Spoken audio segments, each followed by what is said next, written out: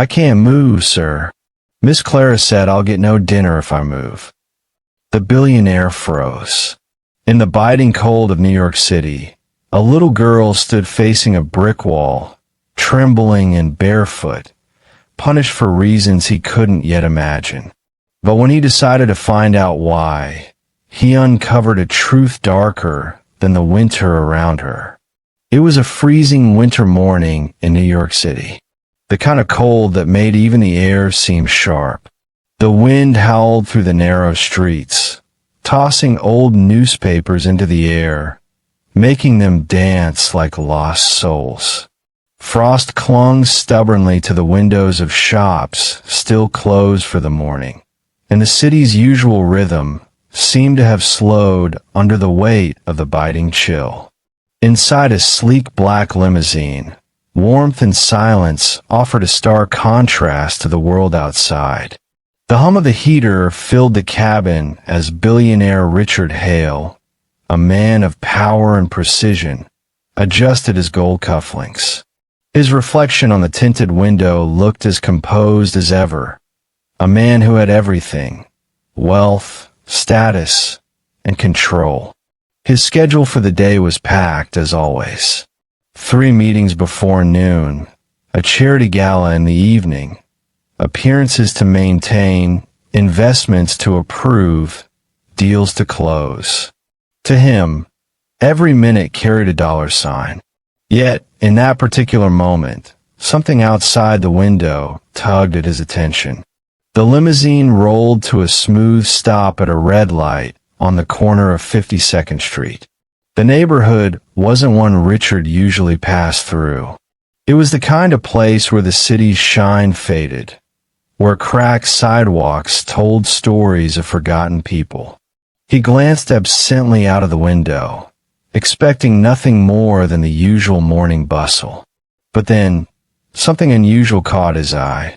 Near a tall brick wall at the end of a narrow alley stood a small figure, still, fragile, almost blending into the cold gray of the city.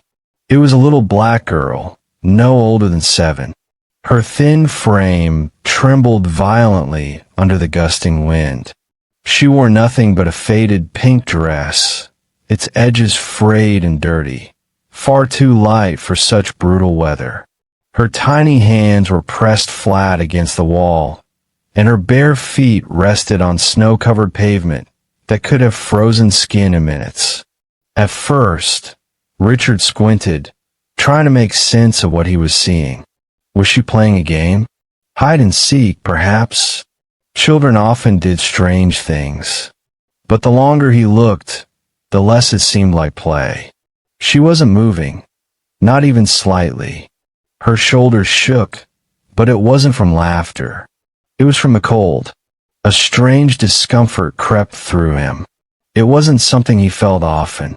He had long trained himself to look past what didn't concern him. Poverty, suffering, the countless faces on the streets asking for help. He had donated millions to causes he never visited and funded shelters he never stepped into. Charity, to him, was a transaction, not a feeling. But now, something about that child, small, still, and shivering, pierced through his usual detachment. "Stop the car," Richard said suddenly. His driver, a middle-aged man named Collins, looked at him through the rearview mirror, clearly confused. "Sir, this isn't the best neighborhood," he replied carefully. "Maybe we should." "Stop the car," Richard repeated, firmer this time, his gaze never leaving the girl. The limousine slowed to the curb, its black tires crunching against the icy road. Richard pushed open the heavy door, and an immediate blast of freezing air struck his face. His breath fogged as he stepped out, the polished leather of his shoes sinking slightly into the slush. The city's noise faded around him. The honking cars, the chatter of pedestrians, even the wind seemed distant for a moment. All he could see was that small figure facing the wall, unmoving. He took a few cautious steps forward. The closer he got, the clearer her trembling became. Her hair was messy, dark curls stiff with cold. Her small shoulders jerked now and then, like her body was fighting to stay upright. The sound of his footsteps must have reached her, because she stiffened. Still, she didn't turn around. Richard hesitated. He had spoken in front of thousands, negotiated with world leaders, yet right now, he couldn't find the right words. "Hey," he called out softly, his voice echoing faintly in the empty street. "Are you all right, little one?" No answer. Only the faint sound of wind pushing past the alley. He stepped closer until he was just a few feet away. "What are you doing here?" he asked again, lowering his tone as if afraid to scare her. "Where are your parents?" Still, she didn't move. Her fingers stayed against the cold bricks, her head slightly bowed.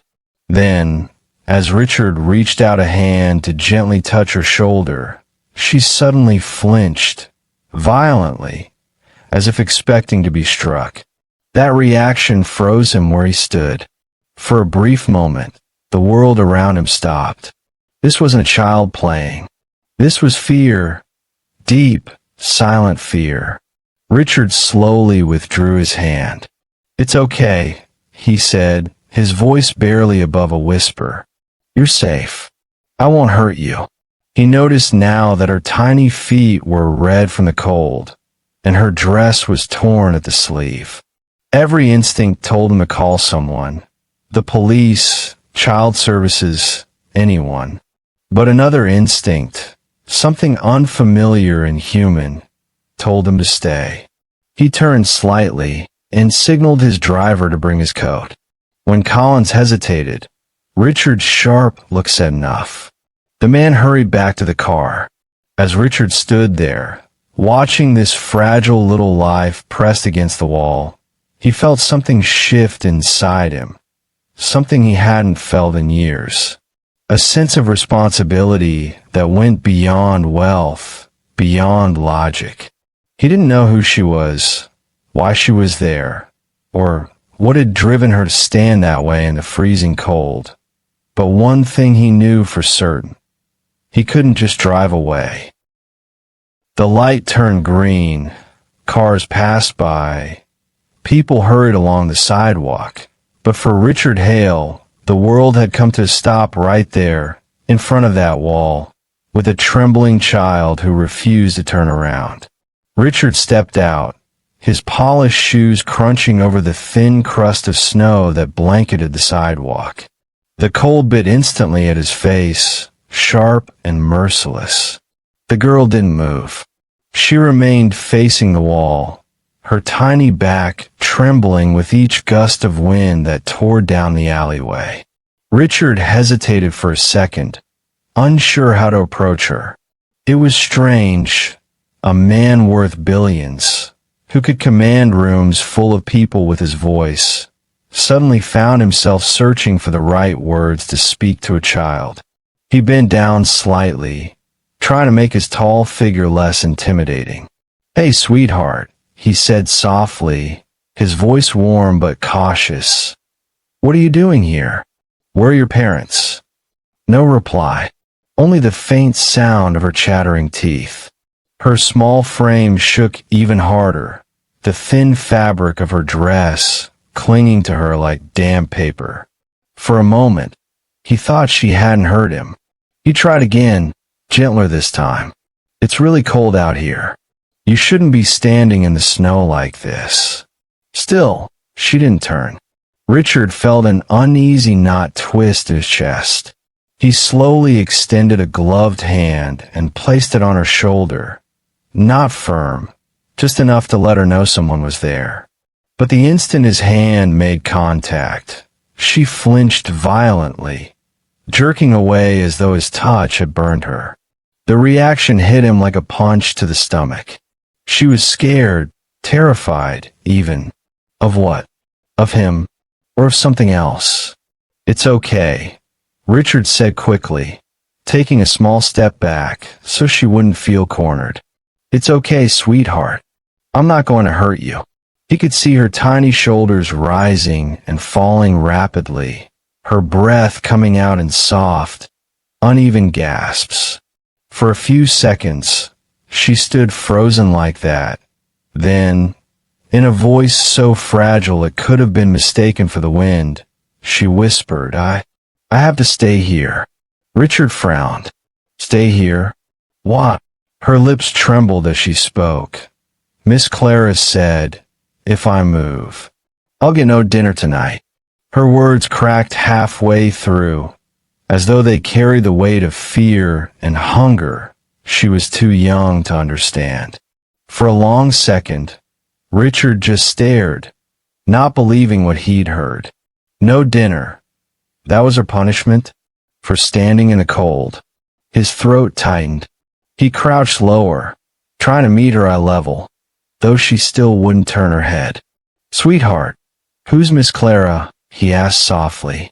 She takes care of us, the girl murmured, her voice fading in and out.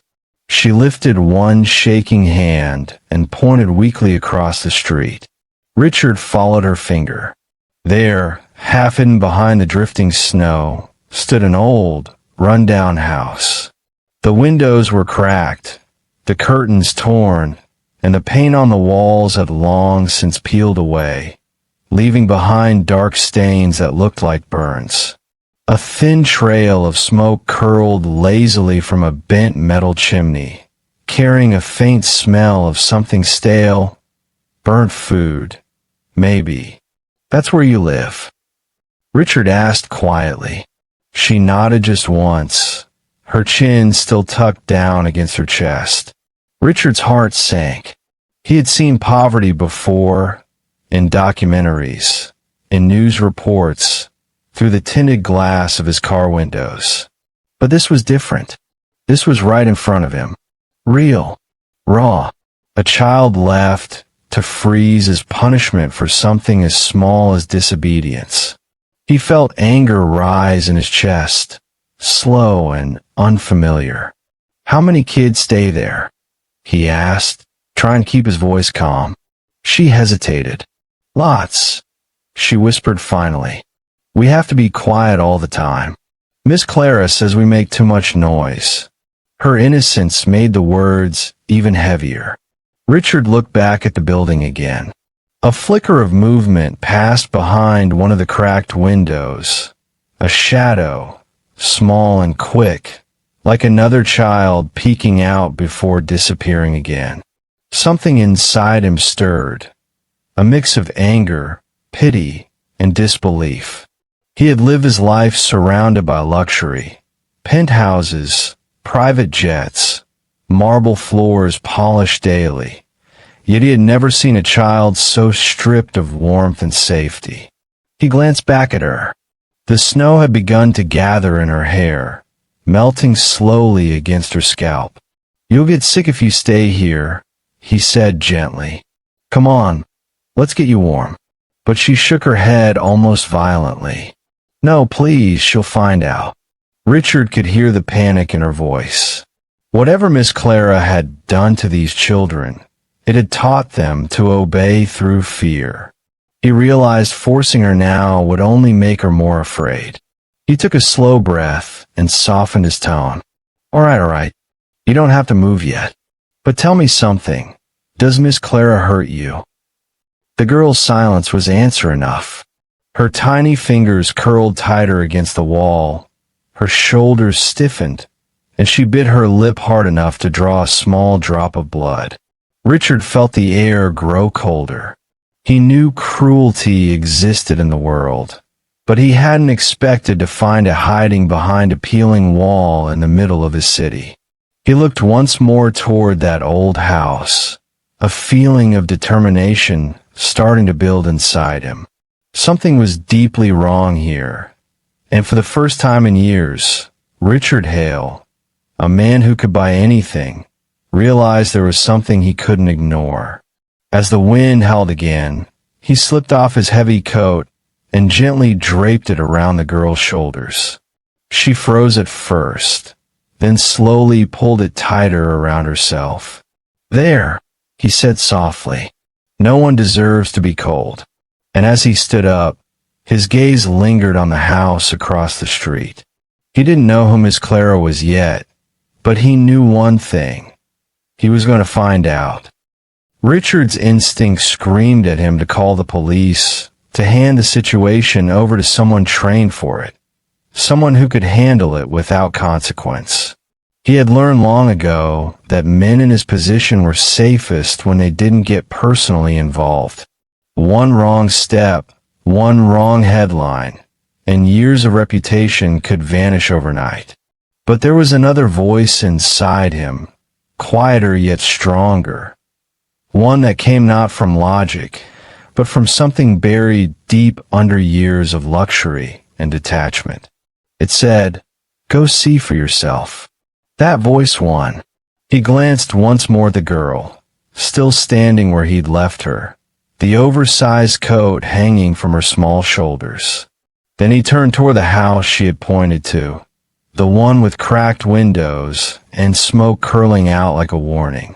Each step he took through the snow felt heavier than the last.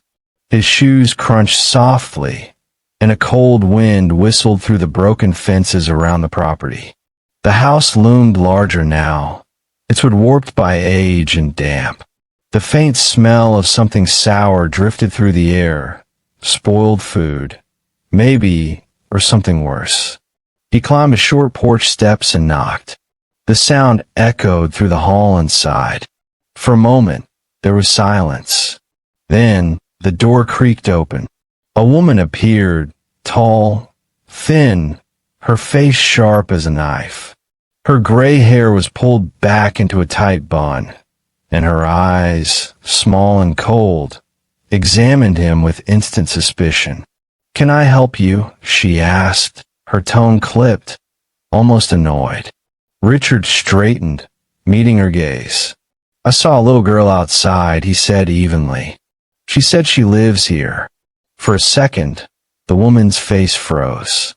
Then she forced a tight smile that didn't reach her eyes. "Oh, her," she said with a mocking laugh. "Yes, she lives here. She's one of the children under my care. We run a small foster home for abandoned kids. You know how they are. Some of them act out. They need strict discipline." Her words were sharp, and there was something unsettling about how easily she said them. Richard looked past her shoulder into the dimly lit hallway. The wallpaper was faded and stained, the air thick with the smell of mildew and burnt oil. A single weak bulb flickered overhead. Then he saw them, a few children huddled together in the background. Their clothes were old, some torn at the seams. They stood silently, watching him with wide, cautious eyes. Not one of them spoke. Not one of them smiled. "Strict discipline," Richard repeated slowly, his voice calm, but laced with quiet doubt. The woman nodded curtly. "Yes, it's the only way to manage so many of them. We do our best here, but resources are limited. You know how it is." He didn't reply. His eyes lingered on the faces of the children. Their expressions were empty. Not shy, not sad, just hollow. It was the kind of look that comes from fear, not fatigue. Something inside him turned cold. He forced a polite smile. "Of course. Thank you for what you're doing," he said, keeping his tone neutral. The woman gave a stiff nod, clearly eager for him to leave. "Of course. Now, if you'll excuse me, the children need their lunch." Richard turned and stepped back into the freezing air. As the door shut behind him, the lock clicked loudly, echoing in his ears. He stood there for a long moment, staring at the cracked steps beneath his feet. The image of the children's faces, pale, thin, and silent, clung to his mind like a shadow he couldn't shake. When he walked back toward the alley, the girl was still there, standing in the same spot. The snow had thickened, small flakes landing on her hair and melting down her neck. Her tears had dried into faint white lines on her cheeks, frozen by the wind. He approached slowly. "You can stop now," he said softly, but she didn't respond. She just looked at him with large, frightened eyes, as though she didn't believe him. The hopelessness in that gaze hit him harder than anything else. "All right," he whispered, his voice heavy. "I'll come back." He returned to his car, but even after the engine roared to life and the city swallowed them back into its chaos, Richard couldn't bring himself to look away from the window.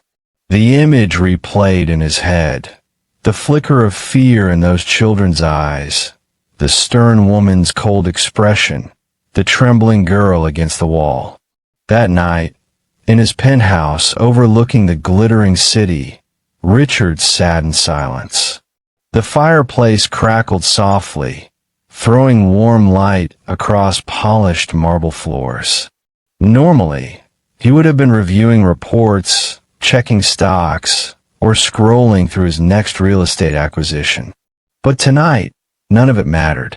He kept seeing her, the child's small hands pressed to the wall, the way she had flinched from a simple touch, the way her voice had cracked when she mentioned dinner. He tried to reason with himself. You don't know the full story. Maybe she exaggerated. Maybe that woman was strict, but not cruel.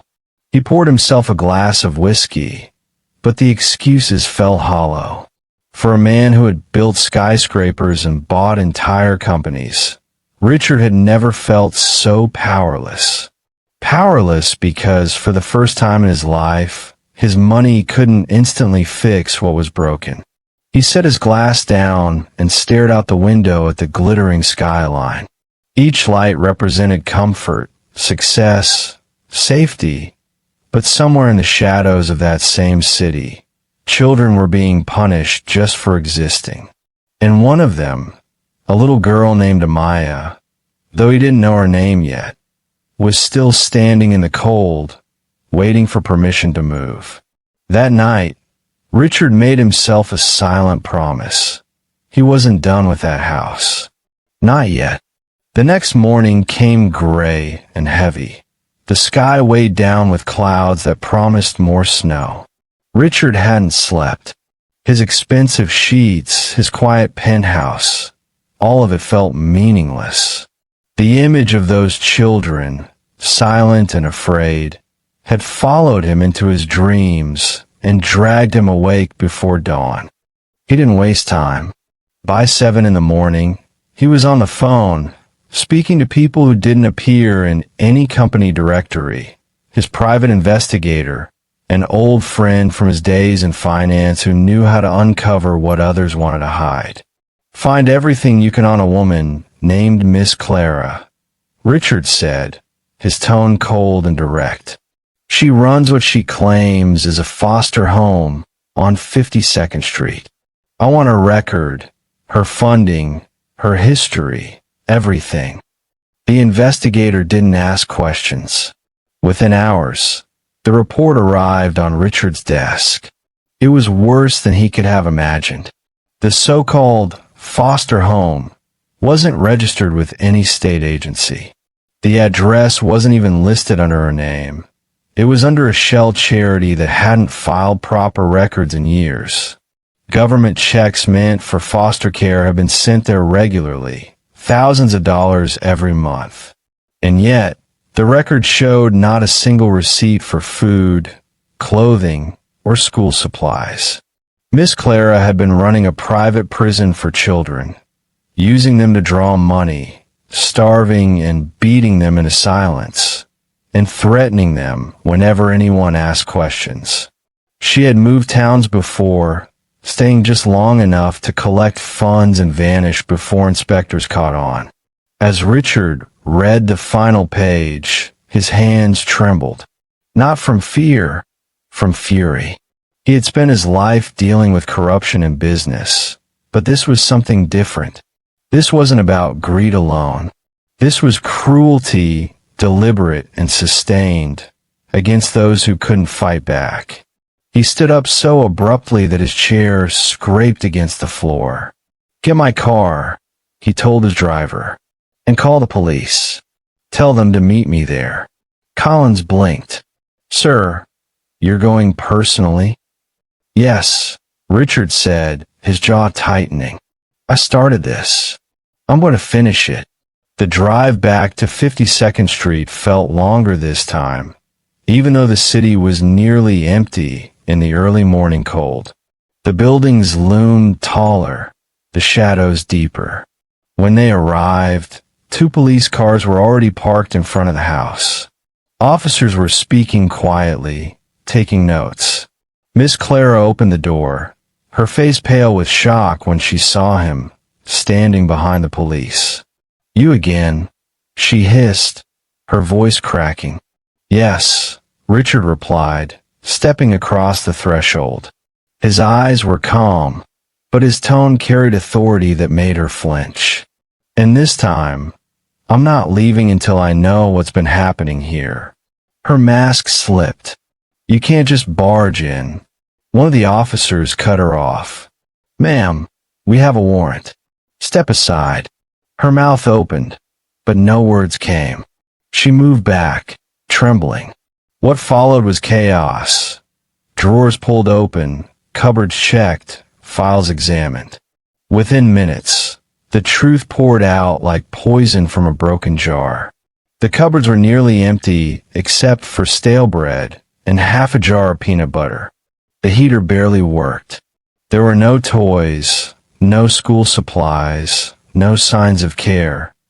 Only strict rules scribbled on a sheet pinned to the wall. No talking, no noise, no moving without permission. The children, at least 6 of them, stood huddled together in the corner, clutching one another. Their faces were pale, thin, and marked with small bruises that told more than words ever could. Miss Clara tried to defend herself, shouting about discipline, respect, and ungrateful children, but no one was listening anymore. The officers cuffed her hands behind her back as she spat angry words that fell flat in the cold air. Richard stood still, his eyes scanning the room, his heart heavier than ever. This was what he had sensed the moment he saw that first child, a darkness that hid behind the disguise of care. As Miss Clara was led away, one of the children, a small girl with curly hair and wide, watchful eyes, stepped forward. It was her, the little one from the wall.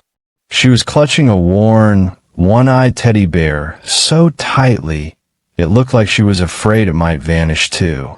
She stared up at him, uncertain, her lips trembling.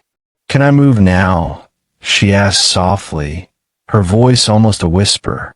The words struck him like lightning. All this time, she had been waiting for someone to say she could stop being afraid. He knelt down so his eyes met hers. The hard edges in his face softened. "Yes, sweetheart," he said gently. "You can move now. You never have to face that wall again." For a second, she didn't react, as if the idea was too foreign to believe. Then, slowly, her lips quivered, and tears began to form in her eyes. But this time, they weren't from fear. They were tears of release, the kind that come when the world finally stops hurting. She dropped her teddy bear and threw her arms around him. Richard froze, then wrapped his arms around her, feeling her small frame trembling against his chest. "You're safe now," he whispered. "I promise you, you're safe." The police finished their work quietly around them, carrying files, snapping photos. But in that moment, it was just the 2 of them. A man who had once thought money could solve everything, and a child who had survived what money had ignored. When they finally left the house, the morning sun had broken through the clouds. The snow glittered like glass on the pavement. Richard helped the children into a waiting van that would take them to a real shelter, one with warmth, food, and safety. As he stood watching them go, he knew this wasn't the end of their story. It was only the beginning. Days turned into weeks, and weeks quietly became months. The authorities placed the rescued children into loving homes, where laughter slowly replaced silence. Yet, for Richard Hale, one small face refused to fade from memory: Amaya's. Her eyes had once carried the weight of 1,000 storms, yet somewhere inside them, he had seen a flicker of hope, faint but unbroken. It haunted him in boardrooms, echoed in his car, and followed him even into sleep. So one morning, he canceled a high-profile meeting and instead drove across town to visit her. The orphanage director smiled when she saw him. "She talks about you a lot," she said. "You made her believe not everyone walks away." When Amaya appeared, she clutched that same worn teddy bear, the one she'd held the day he found her. She hesitated, as if unsure whether he'd really come back. Then, when Richard knelt down and opened his arms, she ran straight into them. From that day forward, visiting Amaya became part of his life. He brought her children's books, tiny shoes that actually fit, and crayons in every color. But more than that, he brought time. He listened to her stories, however broken or small. Slowly, her laughter returned, delicate at first, then free. One snowy afternoon, as they sat by the orphanage window, drawing together, Amaya looked up and said quietly, "Mr. Richard, why did you stop your car that day?" He thought for a moment before answering. "Because sometimes, life gives you a second to make the right choice. And that 1 second can change everything." She smiled softly, coloring the page again, this time a sun instead of a wall. Months later, Richard made a decision that no business deal could ever compare to. He gathered the necessary papers, spoke to the Child Services Board, and filed for adoption. The process was long, filled with interviews, background checks, and waiting, but he didn't mind. For once, he wasn't chasing profits. He was building something money could never buy. On a bright morning in spring, they stood together in the courthouse. Amaya wore a simple white dress, her hair tied neatly in ribbons. She looked both nervous and excited. When the judge entered and smiled kindly, Richard felt his heart race faster than any corporate negotiation. The judge asked gently, "Mr. Hale, why do you want to adopt this child?" Richard paused, his voice quiet but certain. "Because she reminded me that wealth isn't measured in numbers. It's measured in love, safety, and trust. She saved me more than I saved her." A hush filled the courtroom. Even the clerks looked up from their papers. The judge nodded, signing the final document. "Then it's official," she said warmly. "Amaya Hale." Amaya turned toward him, eyes glistening.